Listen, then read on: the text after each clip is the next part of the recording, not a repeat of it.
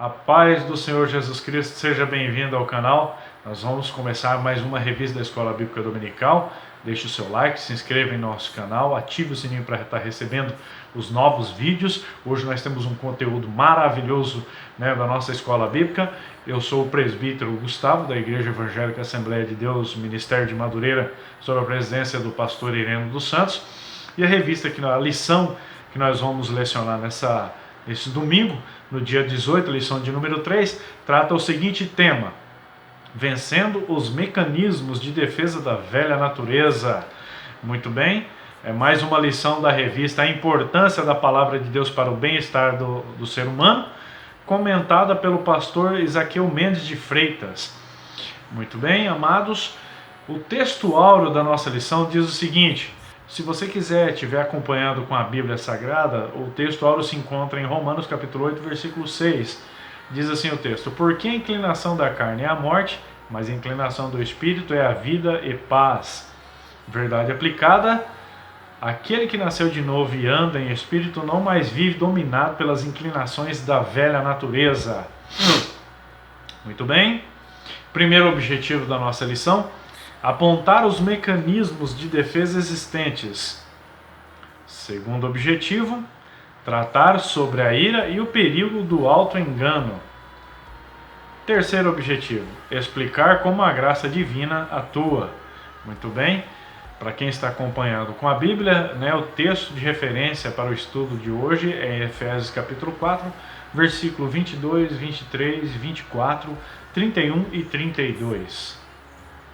A introdução da nossa lição diz o seguinte: o texto: a presente lição trará dos mecanismos de defesa da velha natureza, citando os principais tipos.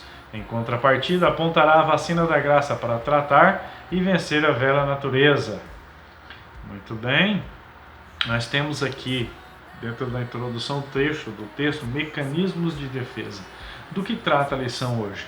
Trata-se de, quando nós falamos da velha natureza, essa mensagem ela nunca é acompanhada de coisas boas. Toda vez que você ouve, às vezes nas pregações, olha, quando você tira o velho homem do bolso, ou quando você manifesta, aquela pessoa que não era cristão dos tempos antigos.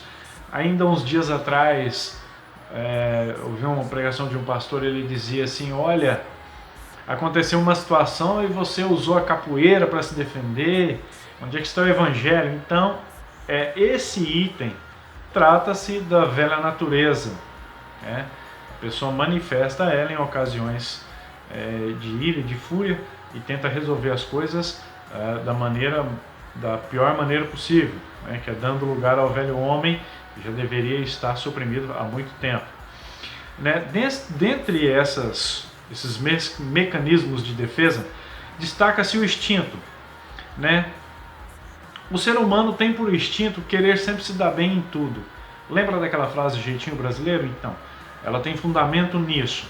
O ser humano ele sempre quer tirar vantagem de todas as coisas, ele nunca quer ficar para trás. E quando isso não acontece, ele cai numa certa frustração. E para evitar que ocorra essa frustração, ele usa de qualquer meio para poder se beneficiar em qualquer tipo de situação, mesmo que numa delas ele tenha que acionar a velha natureza, essa a qual nós estamos mencionando hoje e que torna-se um perigo para o cristão. O que a velha natureza sabe fazer?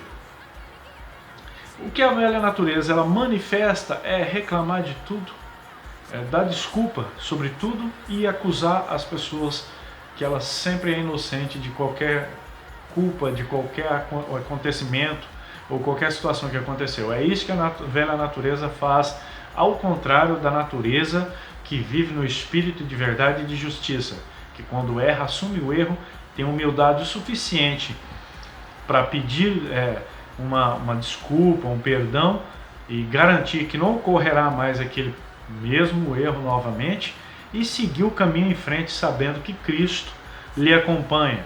Essa é a diferença entre a velha natureza e a nova natureza. Viver em novidade de vida, como diz o apóstolo Paulo. Quem vive em novidade de vida não fica acusando, não fica dando desculpa e também não passa o tempo todo reclamando, mas antes expõe as suas dificuldades ao Senhor e nunca faz injustiça na sua vida presente. Você vive em novidade de vida com uma felicidade constante, porque sabe que o seu Senhor lhe acompanha rotineiramente. Dentro da introdução ele diz, olha, vencer a velha natureza.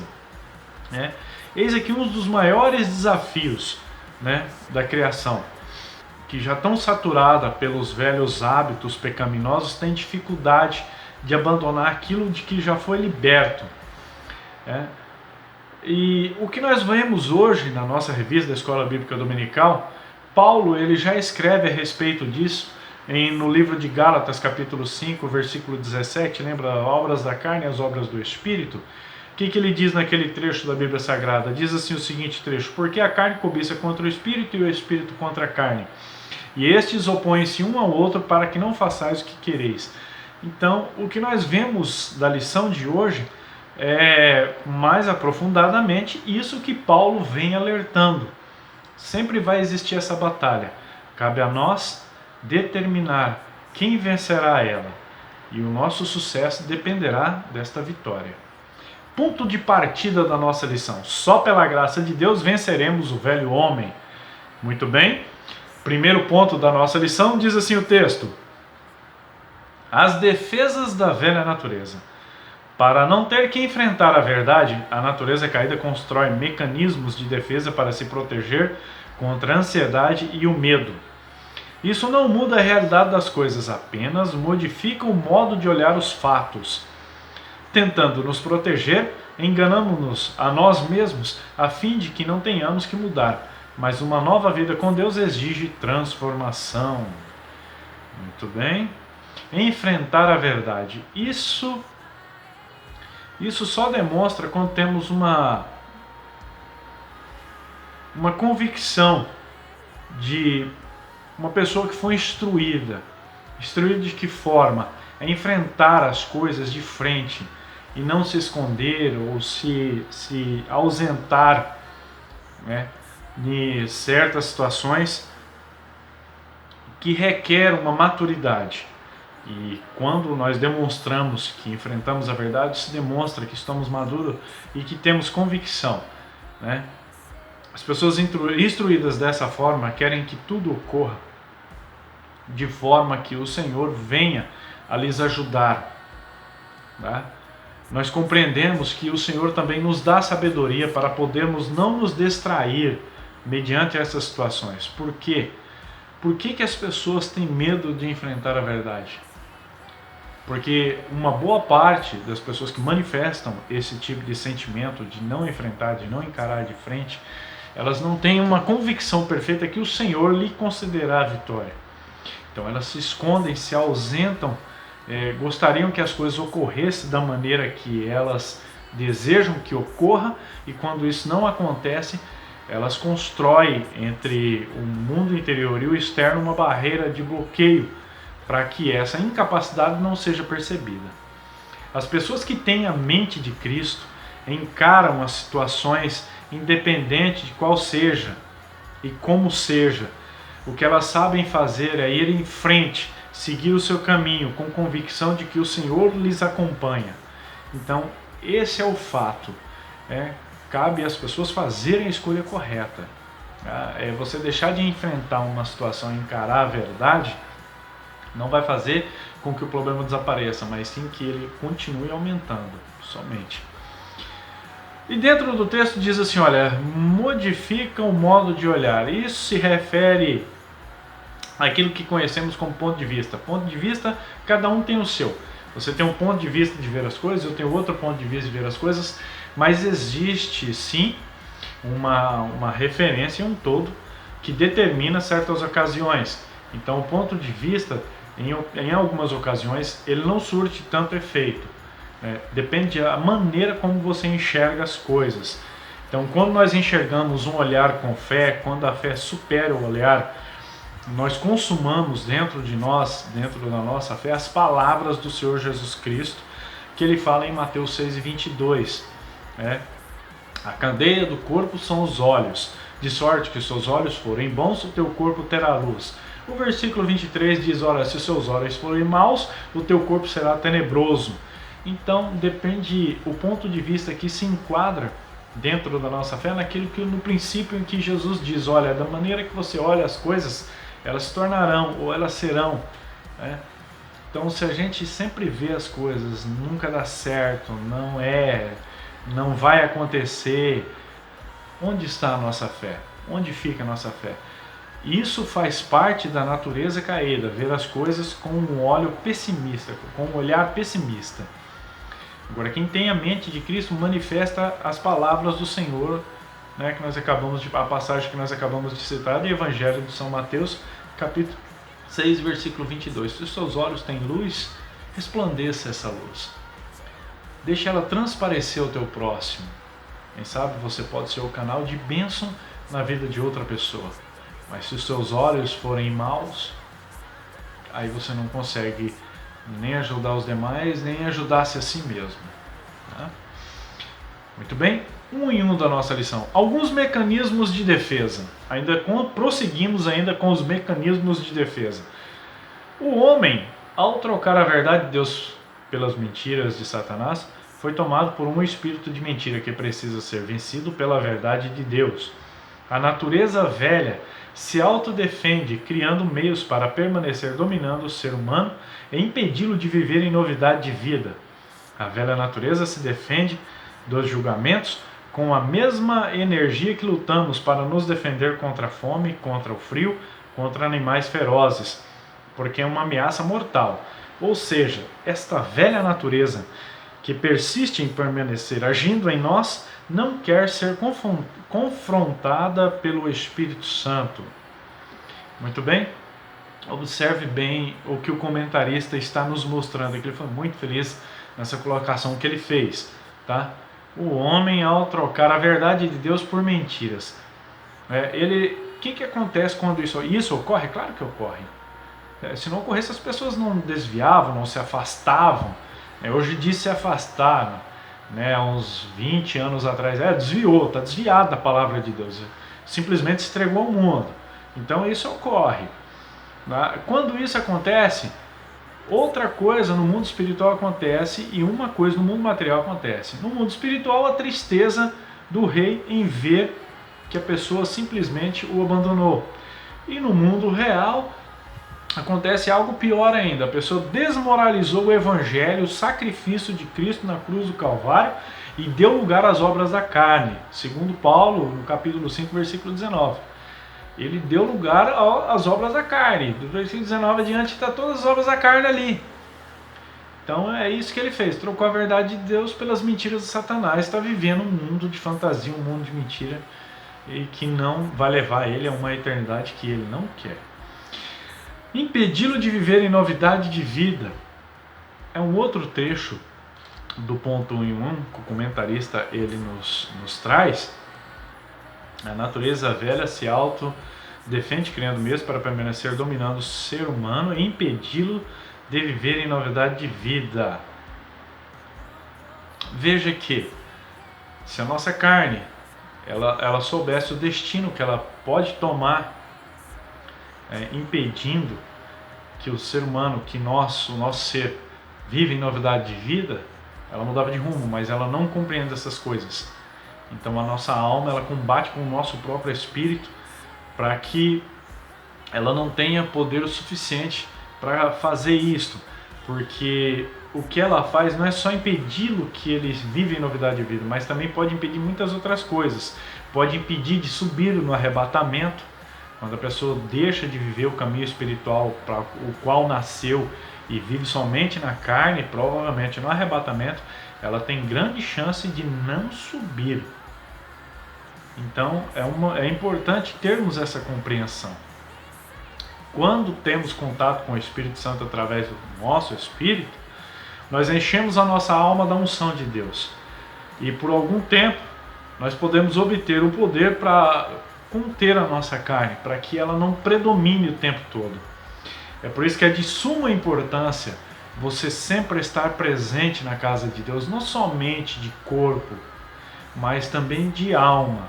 Não adianta você estar lá para se encher de Deus, mas a sua mente está deslocada, desfocada para outro assunto. É importante que nós estejamos diante do Senhor e sempre, sempre, amado, sempre constantes na obra de Deus, na casa de oração, se enchendo do Espírito Santo para você enfrentar as batalhas dos dias adiante. Porque se nós deixarmos de manifestar a nossa fé dessa forma, de nos abastecer de Deus nos cultos, adorar ao Senhor, quanto mais nós adoramos Ele, mais Ele nos enche. Nós não teremos força para caminhar e para combater as dificuldades do dia a dia, como estas que a lição vem apresentando hoje. Muito bem? Ponto 1 e 2 da nossa lição, negação e mentira. O caso de Ananias e Safira ilustra a gravidade de negar um fato para esconder um certo lucro. Eles mentiram aos apóstolos, uma ação proposital e pensada na tentativa de evidenciar uma falsa generosidade. O apóstolo Pedro declarou: não mentistes aos homens, mas a Deus. Por esta razão, Deus eliminou os dois.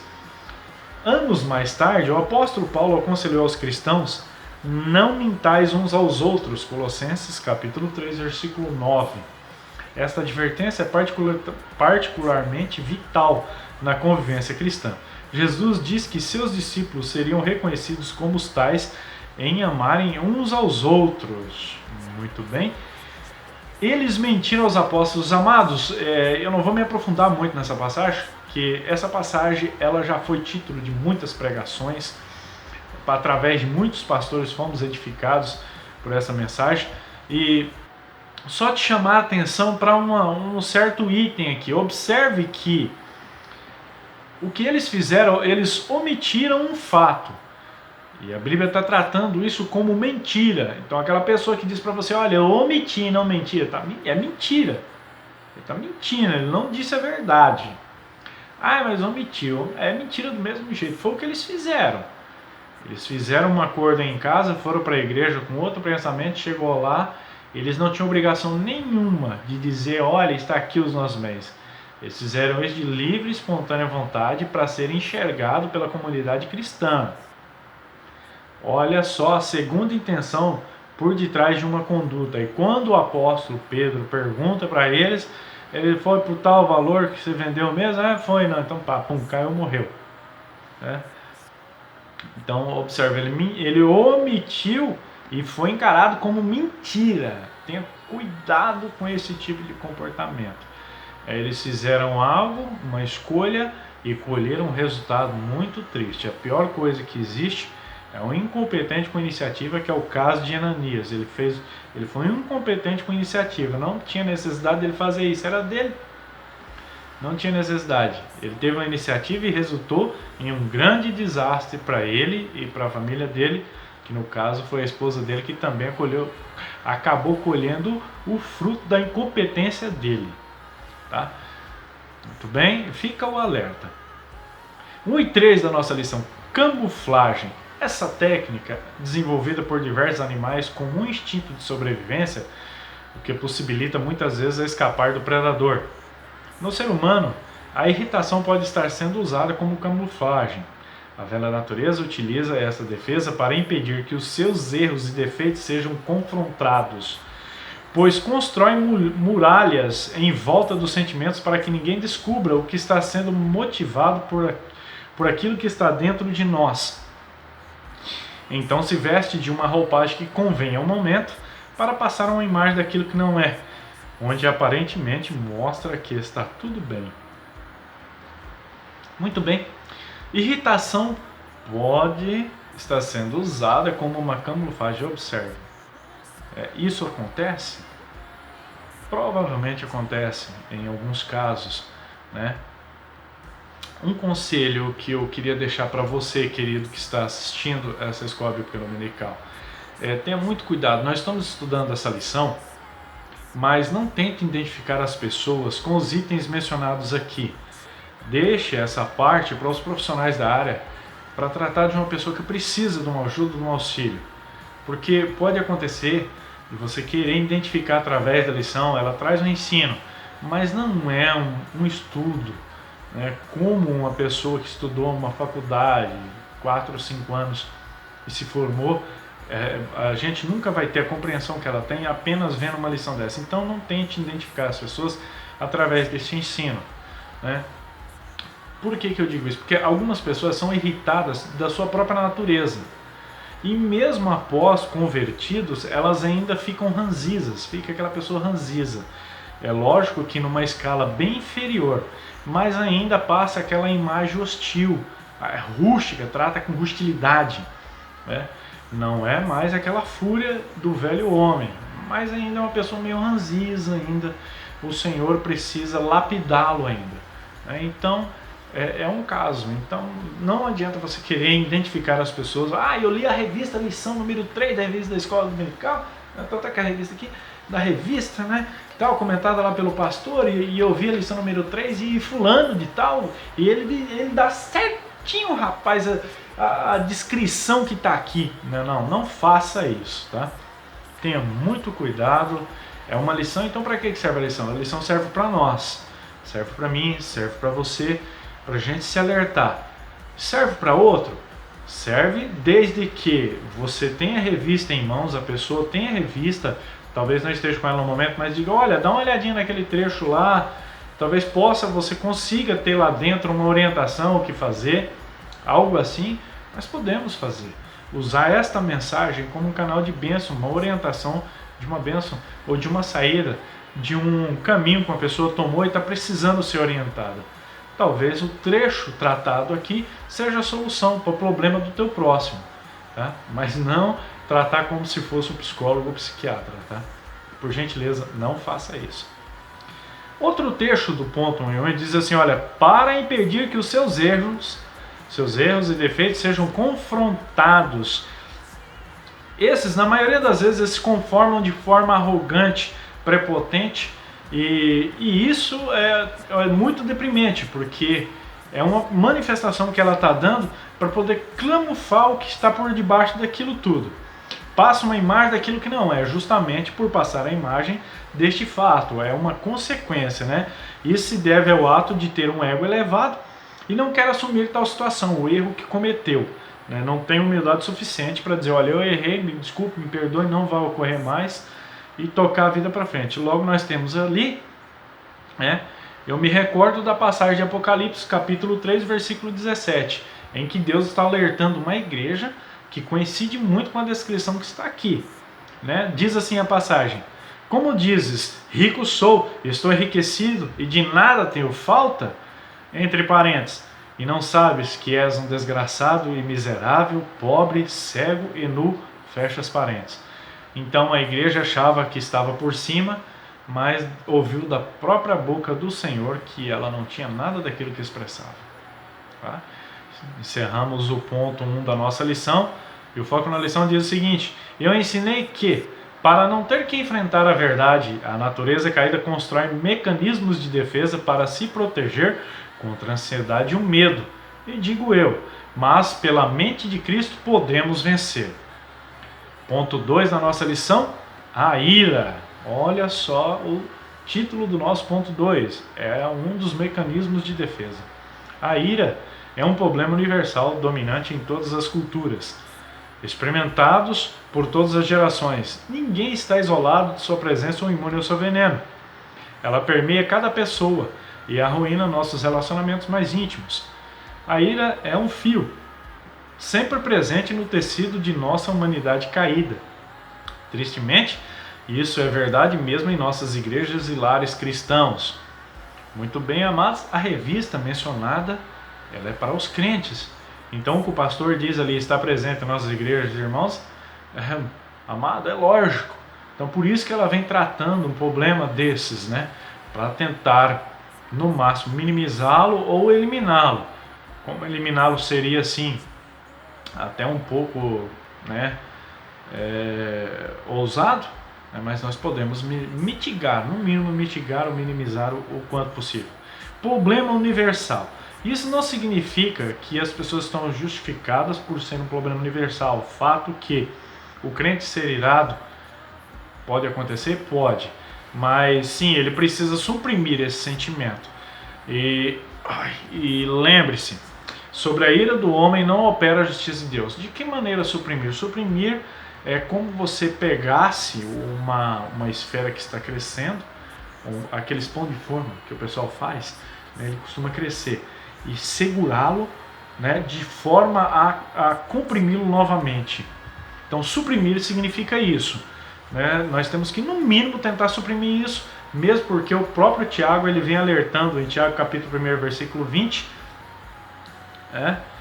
que capítulo 1, versículo 20, ele diz, olha, aquele negócio em colocar Deus como seu algoz, ele não condiz que Deus vai punir alguém por causa da sua ira.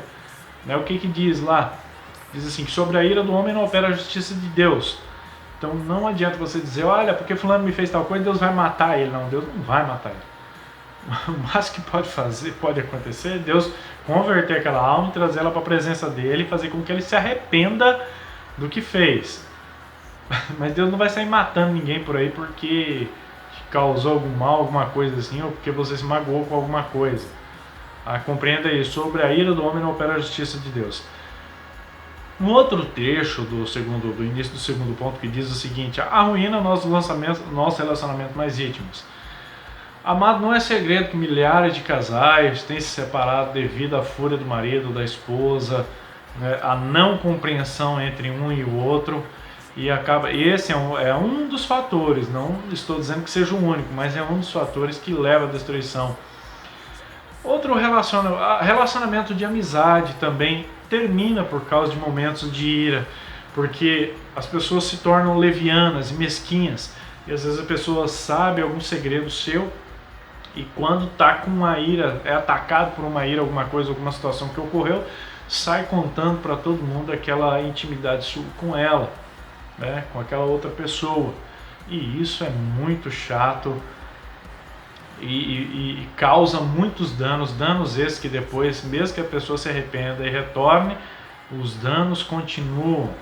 Tudo por causa de um momento de fúria, um momento de ira, e a pessoa não conseguiu conter, não conseguiu suprimir aquela fúria naquele instante e causou um dano tremendo. 2 em 1 da nossa lição. A ira da velha natureza precisa ser contida. O cristão não está isento da ira. Suas palavras diretas revelam. Ele luta com o remanescente interior da ira, buscando cumprir a ordem apresentada em 1 Pedro capítulo 2, versículo 11. Amado, peço-vos que vos abstenhais das concupiscências carnais que combatem contra a alma. E atendendo ao chamado de Efésios capítulo 4, versículo 31, toda amargura e ira e cólera e gritaria e blasfêmia e toda malícia sejam tiradas de entre vós. O cristão luta contra a ira diariamente. A palavra de Deus descreve graficamente as muitas formas de ira e adverte-nos contra a ira pecaminosa e prescreve a maneira de não sermos dominados ou pecarmos por causa da ira. Isento de toda ira, diz o texto. Observe bem, todos nós somos sujeitos a esse sentimento. A ira passou a existir após a queda no Jardim do Éden. A natureza caída passou a manifestar a ira. O que não pode acontecer é nós sermos dominados pela ira. Ainda dentro do livro de Efésios, como a lição vem citando no capítulo 4, versículo 6, diz assim, olha, irai-vos e não pequeis, não se ponha o sol sobre a vossa ira.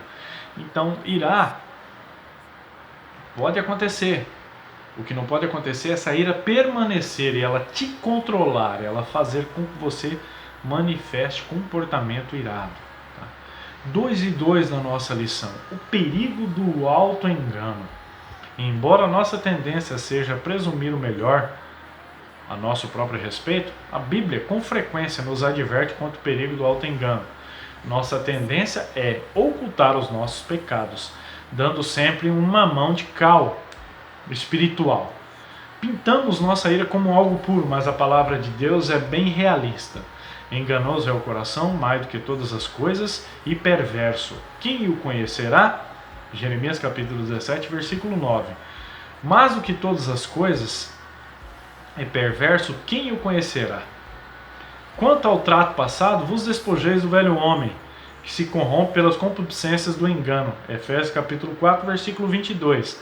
Esta simples advertência deveria colorir qualquer consideração quanto à justiça de nossa ira. Precisamos abordar esta questão com uma consequência bem aguda desse perigo. O profeta Jonas oferece um caso clássico de auto-engano. O texto de Jonas, no capítulo 4, registra que ele ficou profundamente descontente e enfureceu-se sem nenhuma justificativa para isso. Jonas não tinha argumentos que justificassem a sua ira. Muito bem. Observe bem. Ele diz, olha,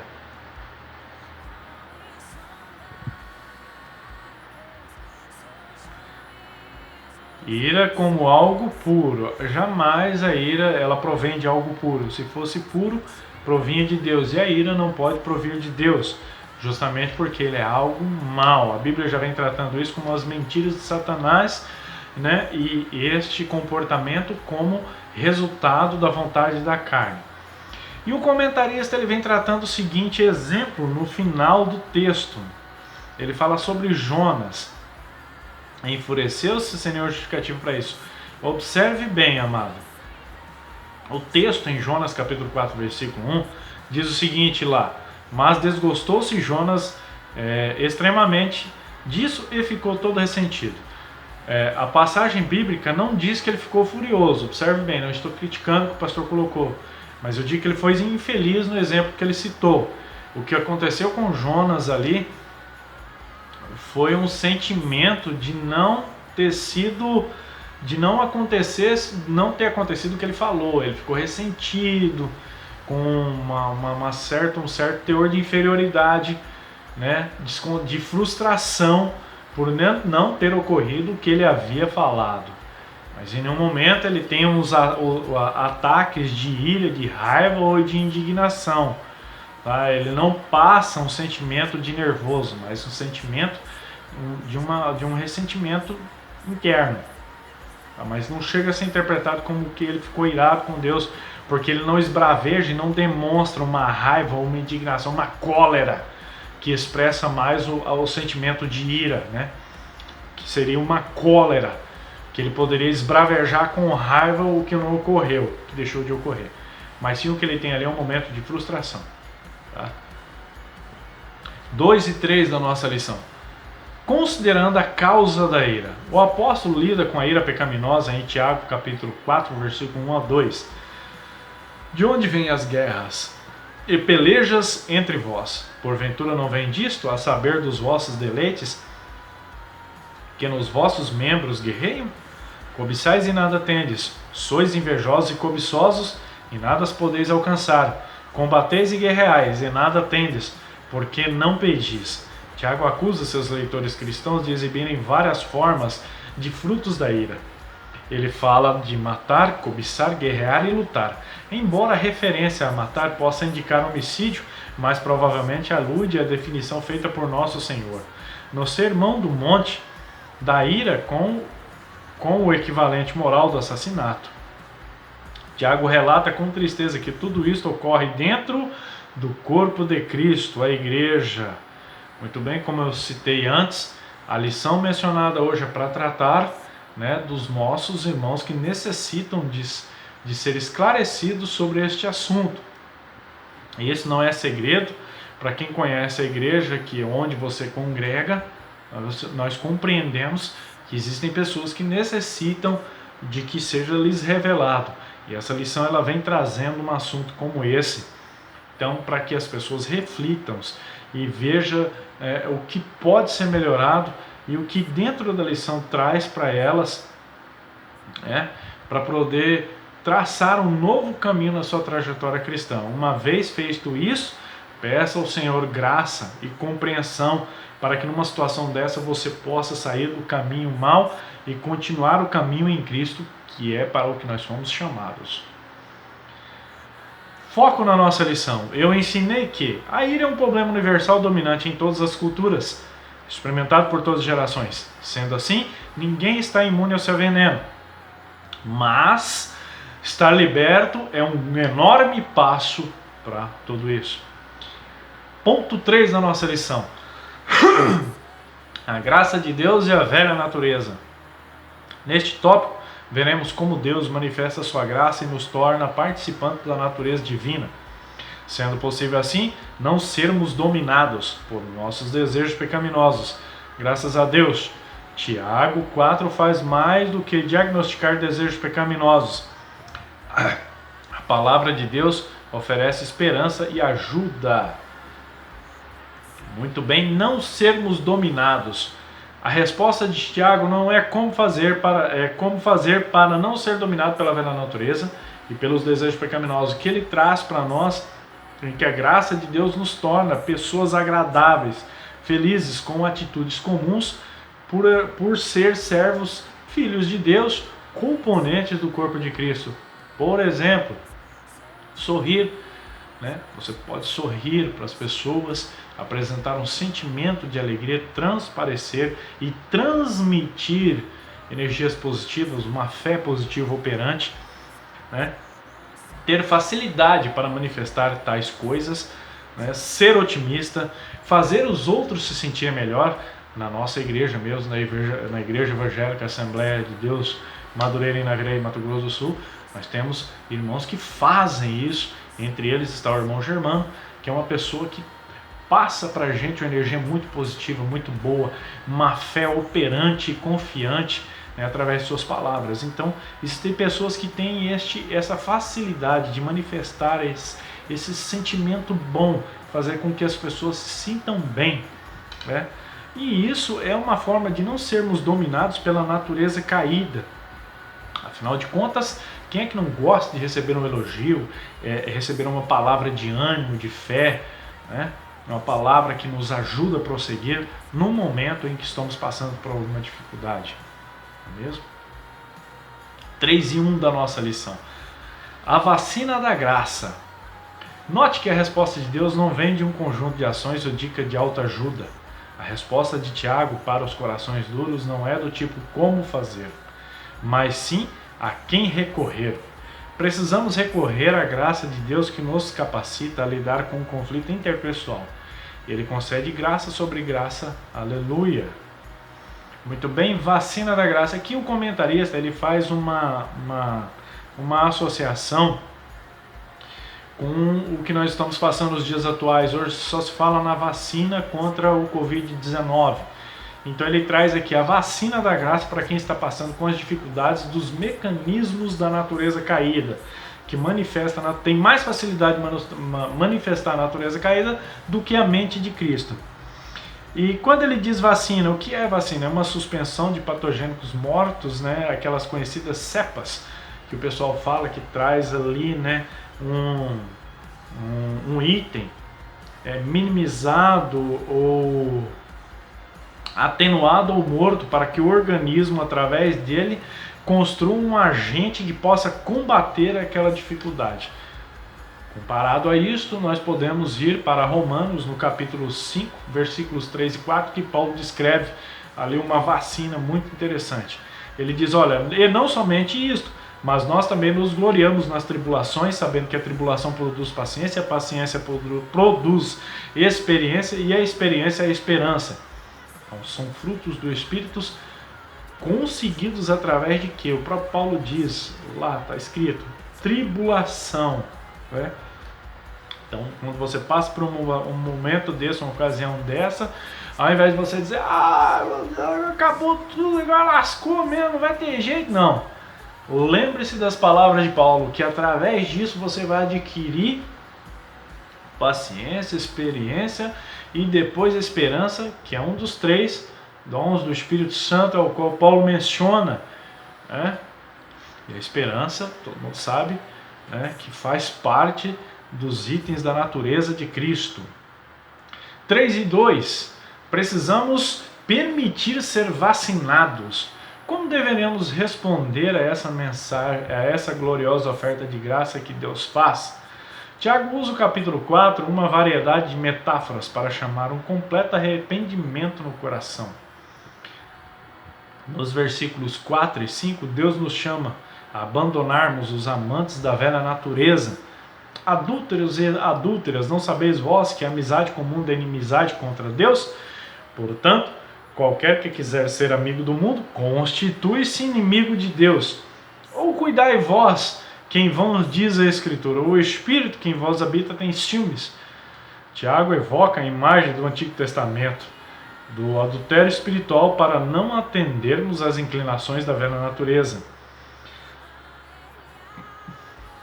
Embora os falsos encantos do mundo não possam causar o pecado, eles podem moldar e estimular os nossos desejos.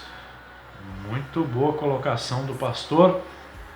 Podem moldar e estimular os nossos desejos. Observe que o comentarista ele nos traz.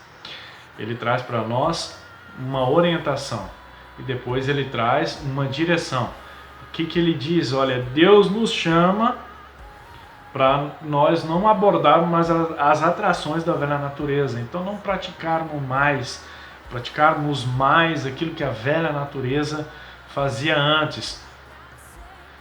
No livro de Tiago, na Epístola de Tiago, capítulo 4, do versículo 4 ao 5, ele traz bem esse contexto.